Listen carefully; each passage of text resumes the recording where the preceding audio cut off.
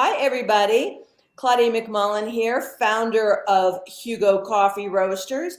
As you know, Hugo Coffee has week-long fundraisers to benefit a specific small rescue around the nation. And this week's beneficiary rescue partner is none other than the Beaver County Humane Society in Pennsylvania.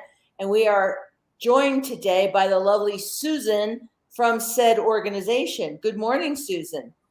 Good morning, Claudia. How are you today? Thanks so much for having us. I'm fantastic. And just to remind folks, how this works is I donate $2.50 for every item sold on the website. Every item, not every order, every item, period, $2.50 for every item on the website sold during the course of a week-long fundraiser, except Betty's Brew. Betty's Brew is in honor of Betty White, and I donate $5 for every Betty's Brew sold. So that's how this works. And Susan, I just want to let you know, like, the Beaver County Humane Society is doing pretty well. Well, I bought my Betty's Brew. I actually bought the package that comes with the cup. I love the cup. Isn't that great? And it arrived yesterday. You guys are fast. You're awesome. Oh, thank you. So Susan, tell us a little bit about the Beaver County Humane Society. Sure. We were founded in 1950. We actually started in about 1947. A group of volunteers did animal welfare on their own as just volunteers. Mm-hmm. And then they decided that we needed a humane society in Beaver County. And so they incorporated in 1950. So we've been doing our work since then. We've been in our current location since 2013. I still call it the new shelter, but it's actually going to be 10 years old next year. That's amazing. So I'm sure your impact has been tremendous since you've been around 70 years. 72, yeah, going on 73. And we're doing more and more. I mean, that's really the great thing about our current location. It's very centrally located. We're visible in the community. Fantastic. And we're doing like 3 days of spay neuter for cats a week. So that's awesome. We provide a vaccine clinic once a week for cats and dogs. So we're really trying to do more and more to serve the community. We have a pet food pantry, which is very important in today's environment. Sure. So let me ask you, explain, I mean, I know your fan base knows who you are and where you are, but mine might not. So explain like where Beaver County is in Pennsylvania, how big of a county it is, and give us a sense as to how many cats and dogs you are find their forever home annually, or whatever metric you want to tell us. Sure. Well, we're located about 30 miles outside of Pittsburgh, Pennsylvania. Okay. So our demographic is, I think in our county, there's about 126,000 people, but it ranges from urban areas to suburban areas to rural still. In fact, one of the things that we do are humane investigations. And a lot of times it's, we deal with farm animals in that case as well as domestic animals. We deal with all animals. But so we service a wide range of communities. Wow. Now, are you at all, I mean, if you're doing humane investigations, are you doing so in collaboration and partnership with the county animal control services? No, we do not have animal control services in our county. We are the animal control services, but we don't service all the boroughs and townships. They have to contract on their own for animal control. With you? Well, either with us or with another organization or a private organization. Oh, that's interesting. So you will also take in, like, if there's a stray, yes, and somebody calls you rather than calls animal control, they're calling your organization because that there's a dog off leash, or there's a dog or there's a cat missing, or a found cat or found dog. And you also deal with farm animals. For humane investigations, yes. For abuse and neglect and cruelty, yes, but not running at large or That's just domestic animals. But yeah, they either call the local police department or they call us. And if they call the police, do the police then call you?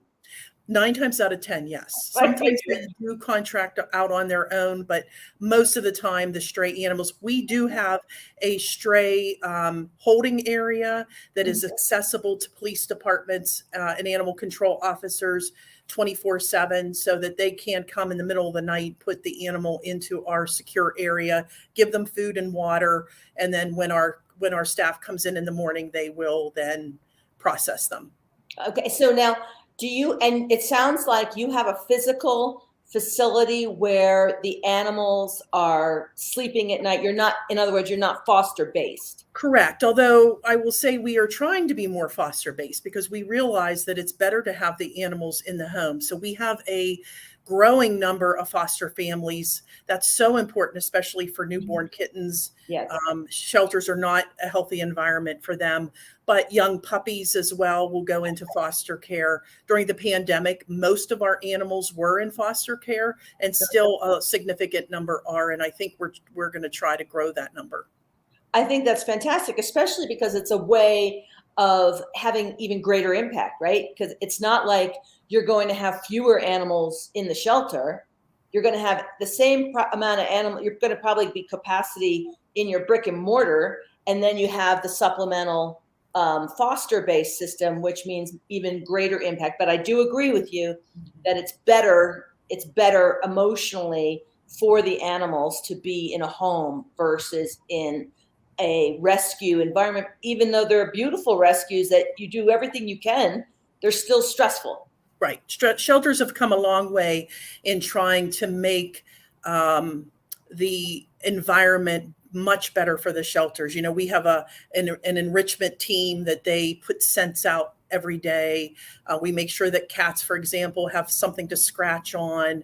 Yeah. So shelters have come a long way, but you're right. It's still better to have them in homes whenever possible. And that is a goal that we're hoping to reach. And particularly there are some, like, we have learned by doing this. And, you know, by the way, I used to run an animal rescue. So I do know, I know the deal of having both a physical brick and mortar location as well as foster base, and like who goes into those, Yes. what animals go into the foster system. But one thing I didn't learn when I did this, I did it for just like 2 or 3 years.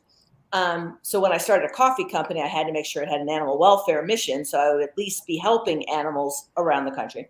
But I learned this through what we're doing here and talking to all these great people like you, that like large dogs really struggle in a rescue environment or a shelter environment. And they're the one, and they really need to go more into a foster care system if they can. Yeah, certain breeds as well. Right. I think cattle dogs are a good example of that, where they're very high energy and they do much better in a foster home with families that understand that breed. Absolutely. Absolutely. So now Dr. Karen, does she help? She's one She of the does. doctors She that does is here 3 days a week. Yes, we love Yeah. Dr. Karen. She's awesome. And we actually partner with her rescue as well, her farm rescue. Dr. Karen Phillips, for those of you who don't know, is our high volume spay neuter surgeon that comes in 3 days a week. And she has a farm rescue. And she's awesome. We will partner with her. For example, if we get food in that we can't use or it's recently expired, we will give it to her and she will use it for the farm animals. So that's And awesome. do you guys, during doing the course of what you do in the investigations with respect to farm animals, do the farm animals ever end up with Dr. Karen? Sometimes they do if she has space. She's kind of small. Yeah. I know she wants to grow and we would love to see her grow. But yeah, we will partner with her, other farm rescues. And, the other thing too, that's kind of cool some days, like if an animal needs vet care while she's working for us, sometimes we'll hear a quack or a cluck and there will be a chicken or, somebody from her farm rescue will be in our shelter getting some vet care, which is kind of cool. Yeah. So now where do you, I presume you also pull from animal shelters? We do occasionally, especially regionally. Yeah, I was Our thinking. shelters collaborate, and Yeah. if it's maybe a more rural shelter that the animal isn't being exposed to a lot of people, we'll transfer it in from that shelter. We just partnered and collaborated 5 regional shelters. We brought in beagles from the HSUS situation, so that was kind of cool to see all of our organizations partner together too. That's fantastic. That's fantastic. How many beagles did you get? We got 9. I'm Yeah, and they've all obsessed. been adopted. Yeah, I'm obsessed with the beagle rescue TikToks. Oh, yes. I watch content about those beagles wherever they land all across the country. And I just think what everybody's doing is so wonderful. And that, by the way, this is something that I don't know that the general public really understands, is that 2 things. One, the work of animal welfare is really done largely by the thousands and thousands of small organizations, animal welfare organizations that dot the country. That's one. It's not all done by Best Friends and the National Humane Society, right? Yes. 1. 2, how collaborative you all are with each other. I mean, I think it's fantastic that not only is the work done by this web of this intersecting web of rescues, but you're all working together to support each other to rescue and help as many animals as you can. Well, and I think that's partly a positive outcome of the pandemic, quite honestly, because I think we had to collaborate.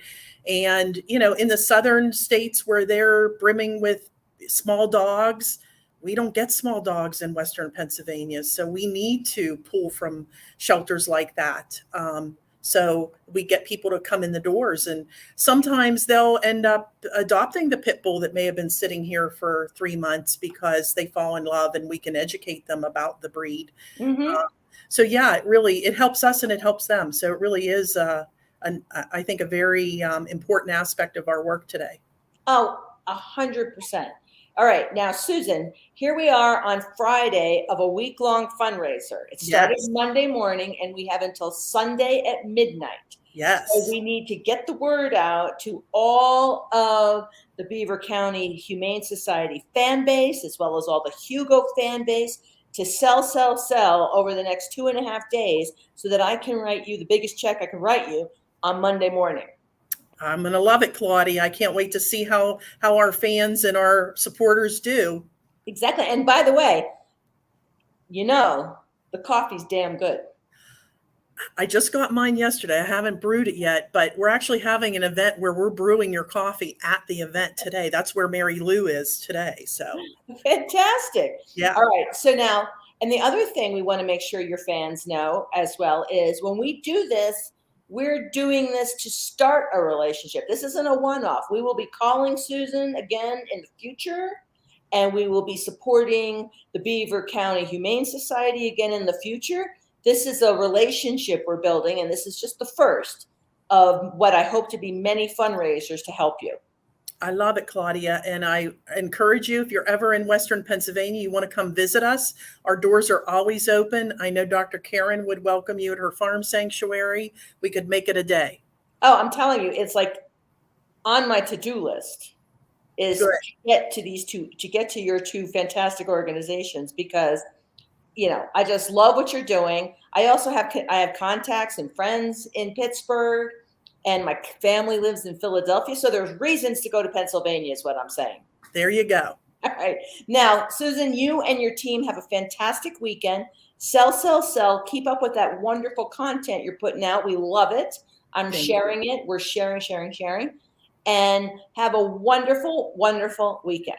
Well, thank you, Claudia. Appreciate all that you do for all the rescues and shelters all over the country. And I think it's a great mission of your organization. And we look forward to continuing our partnership with you. Thank you so much. It's our pleasure.